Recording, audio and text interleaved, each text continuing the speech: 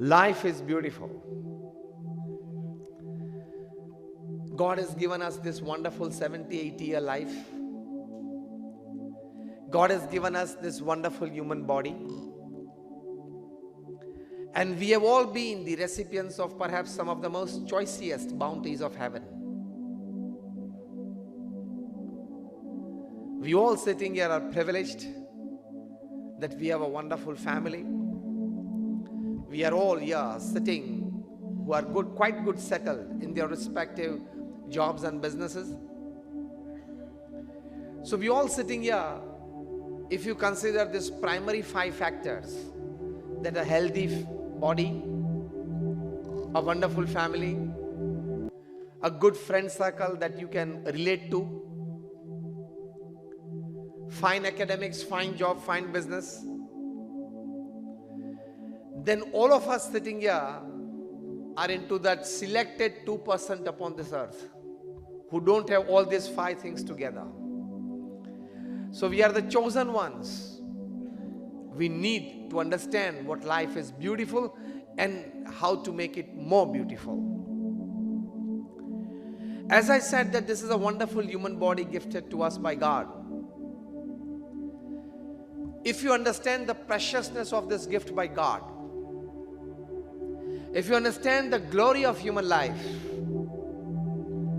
then you always get those thoughts and emotions to make your life more beautiful. According to American scientists, a lifeless human body, if prepared in the laboratory, because when prepared in the laboratory it is lifeless, but it is an imagination, it would cost about $5 trillion, which is more than the entire debt of America. And still that human body is lifeless. If you put a spoon of ice cream in its mouth, it would not water. What I mean to say, we have got a precious gift. Not just to enjoy our life, but to make our life beautiful. You get pleasures of life. That alone doesn't make life beautiful. You get various successes in life. That alone doesn't make life beautiful. You get the riches of life that you want. That alone doesn't make life beautiful. You get good connectivity, good relations, and many near and dear ones in your life. That alone doesn't make life beautiful. There are certain kind of right thinking processes, right kind of attitudes that make life beautiful. There are certain kind of right kind of emotions happening at the right time and getting expressed at the right time. That makes life beautiful. So in short, a right kind of combination of your head and heart makes life beautiful. Achievements, successes, and happenings and gatherings in life doesn't make life beautiful. Again, I repeat, the right combination of the head and the heart. That is the right kind of thinking and the right kind of emotions in your life makes it wonderful, makes it beautiful. So first, as I said, you must understand the preciousness of the gift that you have. Somebody gives you a diamond and you know the preciousness of it, so you preserve it well. In the same way, this human body that has been gifted to us, and when we are healthy, we must understand the preciousness of it, so we come to know how to utilize it to the optimum, not just energy level, not just entertainment level, but the optimum level that can make your life beautiful. This heart,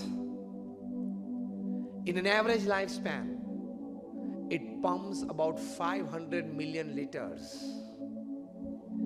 Imagine the pumping capacity of your heart. God has gifted you. This kidney, it has 1 lakh filters. Imagine the system that God has given to you.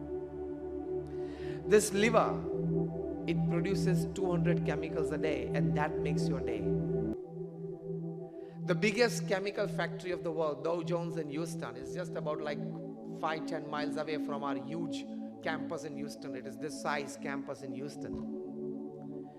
We visited there a few years back, and I asked the engineer who was taking us around, he was a guide for us, and I asked him, how many chemicals do you make in a day? Type of chemicals. He said about 60 to 70 types. I said liver makes 200. Every liver, it makes 200 different kinds of chemicals to make your day. Only then your night falls. You start from morning and your night falls after it makes 200 chemicals. And that is on order.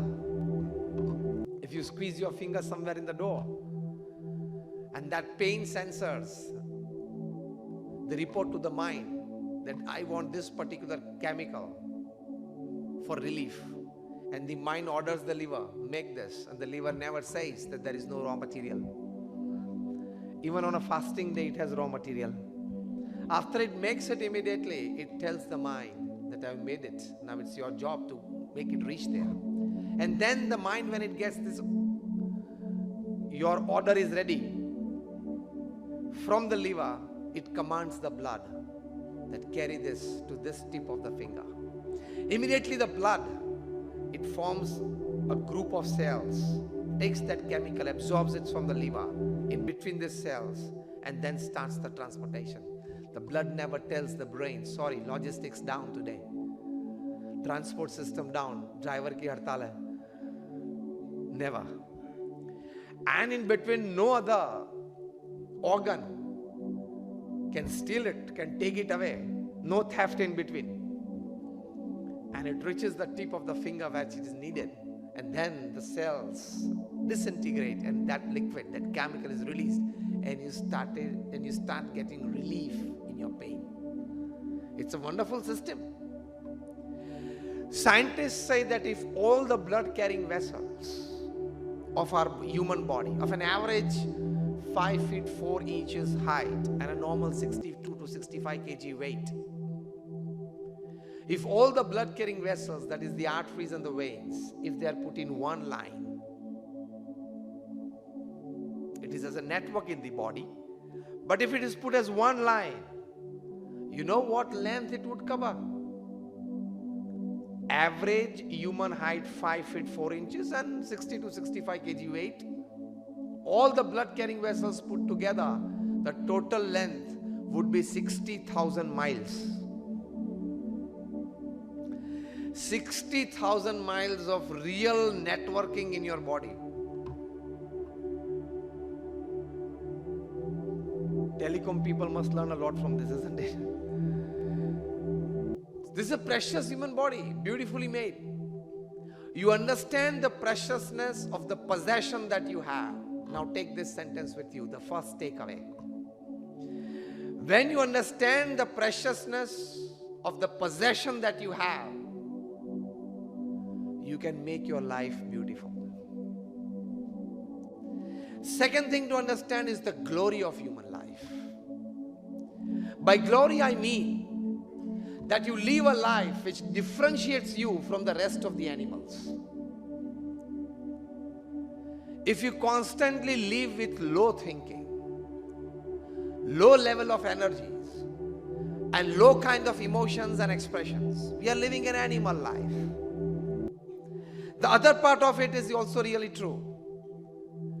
When you just live a life of a schedule, like you wake up in the morning, you have your morning course, and then get out for your job, for your work, spend 8-10 hours in your office, come back to home, watch TV, have dinner, play with your children, read a couple of newspapers and magazines, watch a couple of TV shows, make a couple of phone calls to your near dear ones, and go to sleep. If this is your day, it is no better than a cat life, dog life, and a donkey life. Because this even they do. As you go out for a job, they go out for hunting. As you go out and bring money to feed your family, they bring praise to feed their children. As you enjoy with your family evenings, they also have their families. They enjoy their evenings. So only this much is not a glorified human life. Life doesn't become beautiful. Glory of life, to make it beautiful, is when you live with the right kind of thinking, right kind of emotions. So again, the word, the right kind of combination of the head and the heart glorifies your life. So, two things. First, understand the preciousness of the human body, the possession that you have, the gift that is given to you by God. And second thing, you understand the glory of human life, with what dignity you are supposed to live this 70 or 80-year life. If you live with the right kind of thinking and emotions, you win your life. And if you don't give a thought to it, you will complete this 70, 80-year life as a routine. You know the 24 hours that you have in a day. 24 into 60. That is, you have about 86,400 seconds in a day. Upon this earth,